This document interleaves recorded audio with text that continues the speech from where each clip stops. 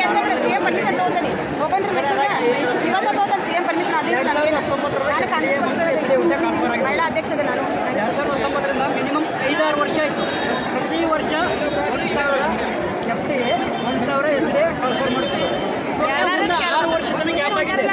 6 ವರ್ಷ ತನಕ ಗ್ಯಾಪ್ ಆಗಿದ್ರೆ ಅಲ್ಲಿ ಯಾರು ನಿವೃತ್ತಿನ ಆಗಿಲ್ವಾ, ರಿಟೈರ್ಮೆಂಟ್ ಯಾರು ಕೊಟ್ಟಿಲ್ವಾ, ಆ ಪೋಸ್ಟ್ ಎಲ್ಲಿ ಹೋಗು? 6 ವರ್ಷಗಳಿಂದ ಆ ಪೋಸ್ಟ್ ಎಲ್ಲಿ ಹೋಗು?